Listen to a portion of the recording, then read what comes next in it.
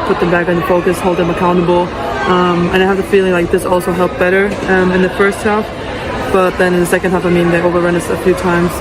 The cold February rain hammered relentlessly against the concrete outside Gainbridge Fieldhouse, turning the pavement into a dark mirror that reflected the arena's lights. When Caitlin Clark first noticed him through the fogged glass doors, a small, lonely figure curled on the wet steps, shoulders trembling with sobs that somehow rose above the roar of the storm. She had just finished the biggest match of her WNBA rookie season in early 2025, a night that should have been filled with celebration, laughter, and music echoing through the Indiana Fever locker room.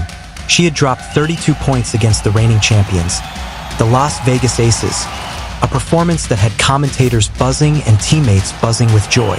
Yet, despite the exhilaration inside, something heavier tugged her attention toward the main entrance, perhaps the offhand remark from security about a child who had been waiting outside for hours, or perhaps the instinct she'd been nurturing during her increasingly frequent visits to youth centers and community courts across Indianapolis.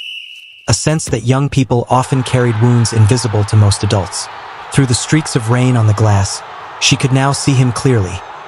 A 10-year-old black boy, thin for his age, hunched beneath an oversized Fever jersey that draped over him like a blanket. His trainers soaked through from sitting too long on the freezing concrete. His small hands clutched a homemade sign, "Caitlin Clark is my hero," drawn in bright crayon colors that were now bleeding across the cardboard as the rain devoured them. His name, though she didn't yet know it, was Jamal Washington, a child whose life had already been marked by loss far greater than most adults could bear.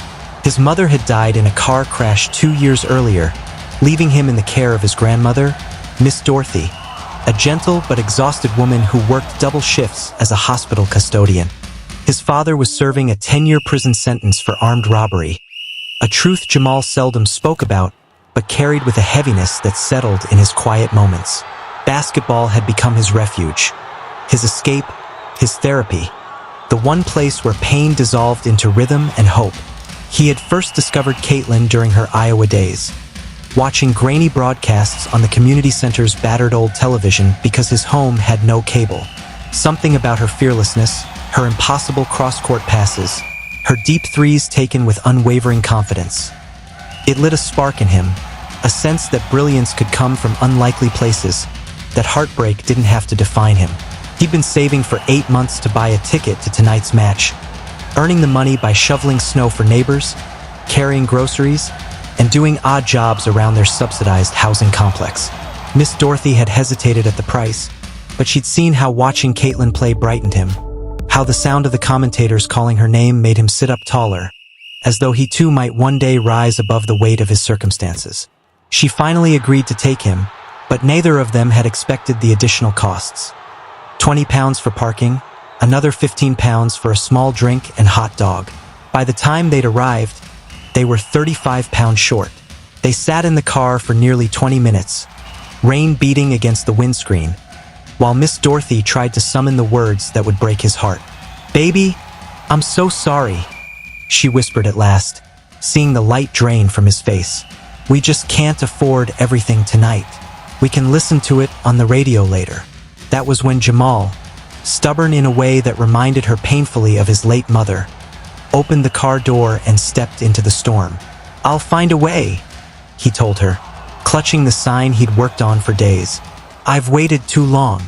Reluctantly, Miss Dorothy drove off, planning to return in 2 hours, entirely unaware that her grandson was no.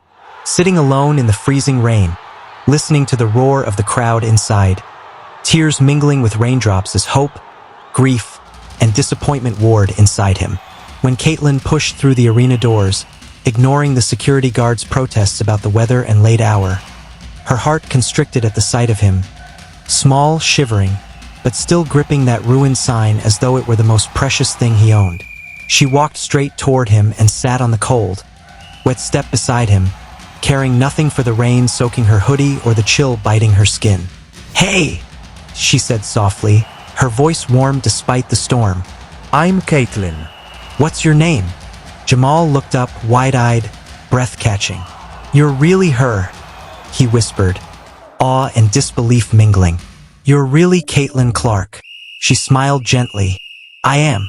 And you are?" Jamal, he whispered, trembling from both cold and emotion. I wanted to see you play so badly, but we didn't have enough money for the ticket and parking and everything. His voice cracked, tears threatening again. What happened next was something no one could have predicted. Instead of offering a quick autograph, a photo, or a few kind words before returning to the warmth of the arena, Caitlin asked a question that would change both their lives. Jamal, would you like to come inside and watch the rest of the night with me? He blinked in confusion. But the game is over, and I don't have a ticket. Caitlin chuckled softly. The game is over, but I'm about to go shoot some practice shots, and I could really use a shooting partner. What do you say? For the next hour, in the empty, echoing expanse of Gainbridge Fieldhouse, with the sounds of the storm muffled by the high rafters, Caitlin Clark played one-on-one with a 10-year-old boy who had been crying in the rain minutes earlier. They laughed. They shot threes together. She rebounded his layups, and at one point, when he made a deep shot from the arc, she raised her arms dramatically and shouted, "That's my guy!"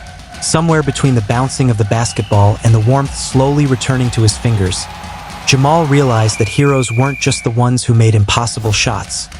They were the ones who refused to walk past a child in pain.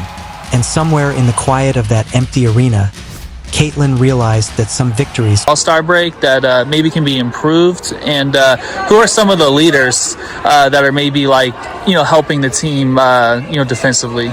She taught him her signature shooting form, showed him how to stay calm under pressure defense, and listened with genuine patience as Jamal spoke about his dreams of one day playing college basketball.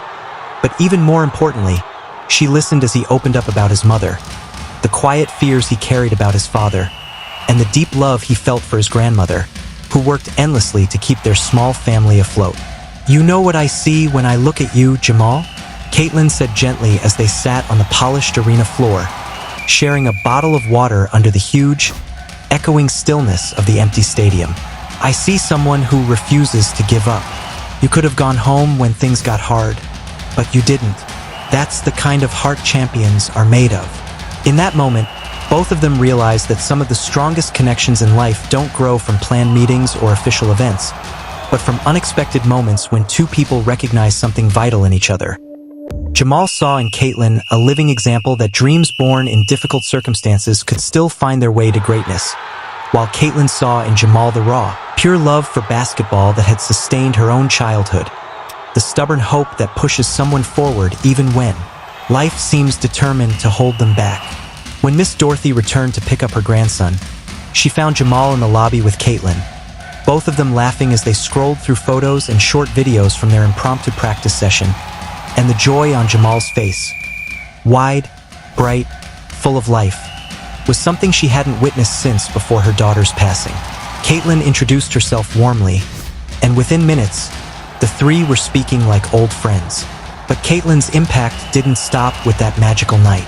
She arranged for Jamal to attend every Fever home match for the rest of the season, not as a charity gesture but as an honorary team member. She introduced him to her teammates, who quickly embraced him as, teaching him about discipline, teamwork, and the importance of balancing education with sport. Caitlin made sure he had access to youth basketball programs in his neighborhood. She worked with local groups to secure transportation for children like him who desperately wanted to participate, but were often limited by circumstances beyond their control. She even helped Miss Dorothy receive support with her monthly expenses, allowing her to reduce her long shifts and spend more time with Jamal. The transformation was astonishing. His grades rose, his confidence grew, and his smile returned, brighter than ever. He became a regular presence at Fever practices, offering high fives, carrying equipment, and encouraging players on tough days, reminding the entire organization why they had fallen in love with basketball in the first place. 6 months later, Jamal was thriving in his youth league, not only improving his skills but emerging as a leader, encouraging other children to dream bigger than their surroundings. He even started a small school group called Dream Chasers, where classmates shared goals and supported one another. Their story spread naturally through social media, photos of Jamal shooting with the Fever players, clips of him learning drills from Caitlin, and posts describing how a rainy February night had blossomed into a life-changing mentorship. And through it all, Jamal showed everyone that perseverance doesn't require perfect circumstances, that dreams don't need expensive tickets to be real, and that some of life's most meaningful victories unfold quietly when some show potential. Today, at 11, he continues to practice daily, still dreaming of college